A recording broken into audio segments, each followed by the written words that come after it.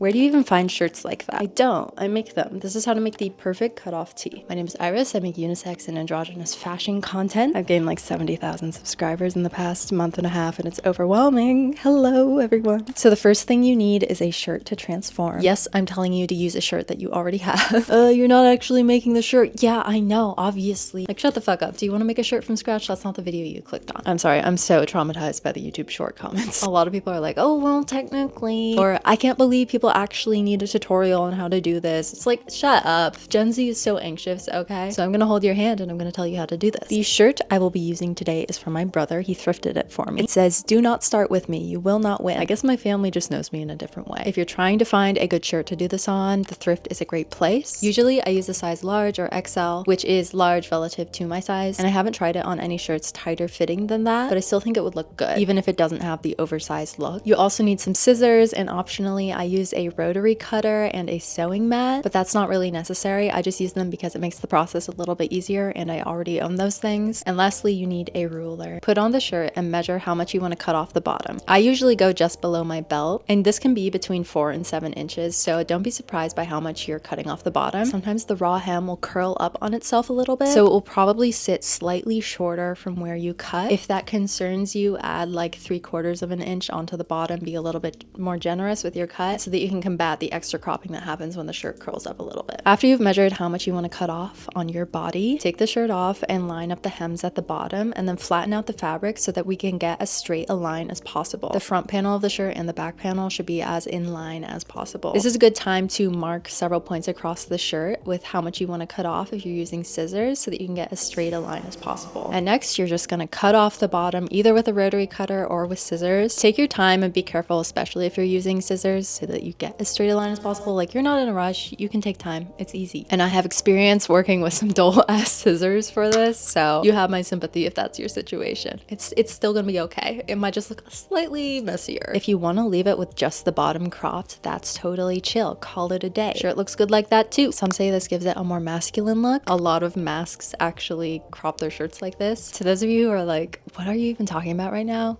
You clearly haven't seen my videos before. I'm just here to teach you how to make a shirt. But I like to cut off the neck of the shirt too, which is a slightly more feminine look. Once again, anybody can do this, okay? It's not just for the girlies. Obviously, like, whose YouTube channel are you watching right now? Okay, so next step. Cut off the neck of your shirt with your scissors. This will stretch out a little bit so you can stay really close to the neckline. With this one, I stayed very close to the neckline, and that was definitely the best choice I've made thus far when cutting these shirts. Once again, take your time. A dull pair of scissors will make this harder, but you can do it. It's okay. The first shirt that I did this DIY to, I cut the neck too wide, so that's definitely a very common mistake because I've gotten that feedback from you guys too in the comments of my other video about this. I made like a TikTok about this, okay? But you don't actually need to widen the neckline any extra. It will happen naturally. Unless you want to completely off the shoulder top, then you would cut it a little bit wider. But if you want it to stay on your shoulders for the most part, like, you can still wear this off the shoulder. But if you want it to stay on your shoulders, stay close to the neckline, okay? That is my biggest piece of advice for this DIY because it is the easiest place to mess up. Then I like to give a light pull to the fabric, and then it's ready to wear. Because of the raw hem, when I wash these, I put them in a garment bag and I hang them to dry. With the basic cotton t-shirt that I recommend using for this, you actually don't really have to worry about the fabric unraveling because of the raw hem, because of the way it's like woven together. I don't actually really know much about that, but you don't have to worry about it. I haven't had any problems with fraying thus far, but it will be more prone to stretching and tearing, which is why I use a garment bag, basically so that my other clothes don't get caught up in the shirt in the washing machine and stretch it out. That's why I put it in a garment bag. And of course you can hem these if you want, if you have a sewing machine, or if you want to do it by hand, that's chill too. I personally like the raw edge. And also, this is the easiest version of the DIY to do. We don't need to get overly complicated over here. If you want to hem the shirt and you're capable of doing it, you probably already know how to do it. This is the DIY for the masses. But if you want a little extra advice on that, here are some commenters who gave some extra advice on maybe hemming or maybe adding a stitch and keeping the raw hem, so you can pause to read those. You can also try cutting off the sleeves instead of the neck if you want like a cut off tank look, and you can do this either inside or outside of the shoulder seam for a slightly different aesthetic. I personally haven't done that, but there are so many ways that you can customize this. So yes, you are allowed to cut it in a different way. There's no wrong way to do this. It's up to your personal vision. Of course, you're allowed to cut it in a different way, but don't do this on your favorite shirt the first time. Like, wait until you get the hang of it a little bit, okay? When you're learning a new skill, the first time is probably not gonna be perfect, right? right? But that is why I gave you all this advice, so that you don't mess up in the same ways that I messed up the first time I did this. Now is the part of the video where you go try this for yourself. You come back, you rewatch it, you study how to do it, take each step, okay?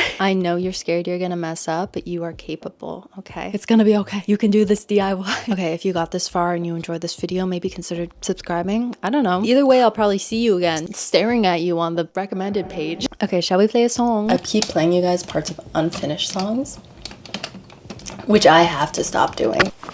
Perfect, it's perfect. Sometimes I get overwhelmed, but I don't know how to tell anyone how I feel.